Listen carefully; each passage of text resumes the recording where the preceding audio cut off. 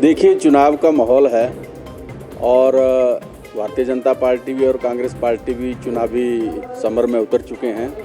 ऐसे में दोनों तरफ से जो हैं वो एक दूसरे के जो बातें हैं वो की जाती हैं और इसी संदर्भ में माननीय मुख्यमंत्री जी ने भी जो है भाजपा के ऊपर जो है वो कटाक्ष किया है और उसमें भारतीय जनता पार्टी को जब सच्चाई मुख्यमंत्री जी ने कही तो उनको कहीं ना कहीं वो बात चुभी और वो तिलमिलाए और ऐसे तिलमिलाट में वो ऐसे मुख्यमंत्री जी के ऊपर आरोप लगा रहे हैं, जबकि मुख्यमंत्री जी ने स्पष्ट कहा है कि जो घटनाक्रम इस प्रदेश के अंदर पिछले दिनों में हुआ है उसमें खरीदो फरोख्त का की जो शंका है वो 100% है।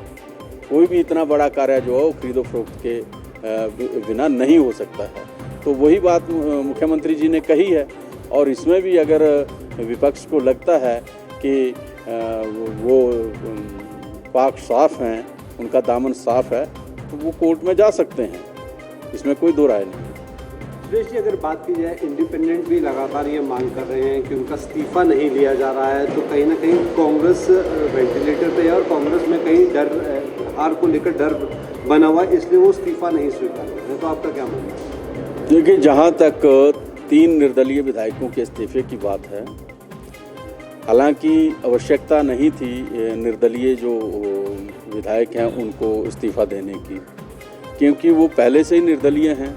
वो किसी भी दल में जो हैं वो बाहर से अपना समर्थन दे सकते थे, जैसा उन्होंने पहले कांग्रेस को दिया था तो कांग्रेस से उनका समर्थन वापस हुआ, जो उन्होंने वोट जो था वो भारतीय जनता पार्टी के उम्मीदवार को डाल दिया, तो वो फिर अपना जो भारी समर्थन है वो भाजपा को वैसे भी दे सकते थे। लेकिन उससे भी आगे बढ़ते हुए वो बिना वजह से जो 6 विधायक भारतीय जनता पार्टी ने हमारे तोड़े, उनके साथ 1 महीने तक अलग अलग जगहों में घूमते रहे। कभी वो पंचकुला में रहे, कभी वो ऋषिकेश में चले गए, कभी वो हरिद्वार में चले गए और कभी वो गुड़गांव में आ गए। तो उनका कोई ऐसे भागने का औचित्य नहीं था, उनको कोई उनके पीछे पड़ा नहीं था। तो जब इस घटनाक्रम का पटाक्षेप हुआ तो उन्होंने भी भारतीय जनता पार्टी की सदस्यता ग्रहण कर ली उन 6 विधायकों के साथ जो कांग्रेस को छोड़ के गए थे। तो इससे साफ जाहिर होता है कि कहीं ना कहीं इन लोगों की जो मंशा है वो भी अलग थी। ऐसे में उन्होंने अपना त्यागपत्र जो है वो माननीय अध्यक्ष विधानसभा को दिया है। अब विधानसभा अध्यक्ष जो है उसका निरीक्षण कर रहे हैं, जो भी कानून है उसके दायरे में वो उसका विश्लेषण कर रहे हैं और जो सही होगा वो उसको करेंगे।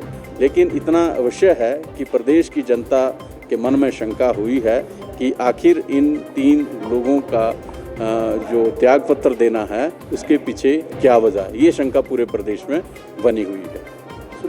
जो चुनाव प्रचार अभियान है वो कांग्रेस पार्टी का आरंभ हो चुका है। रही बात उम्मीदवार उतारने की, वो हमारे उम्मीदवार भी लगभग तय हैं। आज भी हमारी बैठक है, कल भी बैठक है, उसमें वो उनकी घोषणा कर दी जाएगी, क्योंकि कांग्रेस पार्टी का जो उम्मीदवार तय करने का जो प्रोसेस है वो एक प्रक्रिया है और उस प्रक्रिया से कांग्रेस गुजर रही है। बहुत जल्द जो उसकी लिस्ट निकाल दी जाएगी। जहाँ तक विधानसभा के उपचुनावों की बात है तो भारतीय जनता पार्टी के पास तो जो 6 कांग्रेस के विधायक यहाँ से छोड़ के गए या भाग के गए, उनके पास तो उनको टिकट देनी थी, उनकी तो मजबूरी थी उनको टिकट देना, तो उनको तो कोई ऐसा विकल्प ढूंढना नहीं था, तो उन्होंने उनकी घोषणा कर दी।